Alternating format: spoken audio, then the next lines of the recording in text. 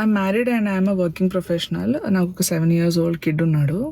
ఒకరోజు మార్నింగ్ వాడు స్కూల్కి వెళ్ళే ముందు, మమ్మీ ఈరోజు ఈవినింగ్ వచ్చాక ఒక గ్రీటింగ్ కార్డ్ చేద్దాం మమ్మీ, రేపు నా ఫ్రెండ్ బర్త్డే ఉంది అని అన్నాడు. సరేరా చేద్దాము అని చెప్పాను. వాడు స్కూల్కి వెళ్ళిపోయాడు, నేను ఆఫీస్కి వెళ్ళిపోయాను. ఈవినింగ్ ఆ రోజే నాకు చాలా లేట్ అయింది. మా మమ్మీ వాళ్ళ ఇంటికి వెళ్ళి వాడిని పిక్ చేసుకొని ఇంటికి వచ్చే వరకు ఇంకా లేట్ అయిపోయింది. వాడు కొంచెం డల్గా ఉన్నాడు. ఏంట్రా డల్గా ఉన్నావు అని అంటే, మమ్మీ నీకు నేను ఇంపార్టెంటా ఆఫీస్ ఇంపార్టెంటా అని అడిగాడు. నేను ఒక్కసారిగా షాక్ అయ్యాను. కానీ నేను వెంటనే అదేంట్రా నీకు తెలీదా, నువ్వే ఇంపార్టెంట్రా, అదేం క్వశ్చన్ అని అన్నాను. ఓకే మమ్మీ అని చెప్పి వెళ్ళిపోయాడు. అదే ఫస్ట్ టైం వాడు అంత మెచ్యూర్డ్గా వాడు నన్ను ఒక క్వశ్చన్ అడగడం, అలా ఆన్సర్ చేయడము నాకు కొంచెం డిఫరెంట్గా అనిపించింది. అట్ ద సేమ్ టైం అది ట్రిగర్ కూడా అయింది. ఏంటంటే వాడు నాకు ఇంపార్టెంట్ అని నేను వాడికి ఎక్స్ప్లెయిన్ చేయాలా, వాడికి తెలీదా, వాడికి తెలియట్లేదా అన్న ఫీల్ క్రియేట్ అయింది.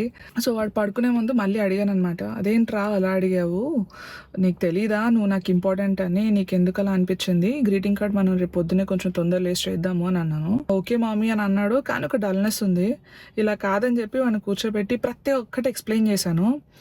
ఇదిగో మేము వర్క్ చేసేది దీనికి, మన కోసము, ఇలా వర్క్ ఉంటుంది, ఒక్కొక్కసారి లేట్ అవుతుంది, నువ్వు అర్థం చేసుకోవాలి నాన్న, దీనివల్ల నువ్వు నాకు ఇంపార్టెంట్ కాదని కాదు, నువ్వే ఇంపార్టెంట్ నాకు, 50% అర్థమైనా చాలు అన్న ఫీల్తో ప్రతిదీ ఎక్స్ప్లెయిన్ చేశాను.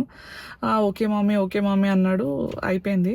దాని తర్వాత ఇంటికి ఒకసారి ఎప్పుడైనా లేట్ వచ్చినా కూడా వాడు, mummy I you tired, can I give you some water, వాడు ఎక్స్ప్లెయిన్ చేయడం స్టార్ట్ చేశాడు. ఎవరైనా ఏదన్నా కూడా mummy is tired, mummy has headache, she's taking rest. So నేను రియలైజ్ అయింది ఏంటంటే, అప్పటి నుంచి వాడికి ప్రతిదీ నేను చెప్తాను వాడికి, వాడు అర్థం చేసుకుంటాడని చెప్పి. కానీ వాడు అర్థం చేసుకున్నాడు కూడా.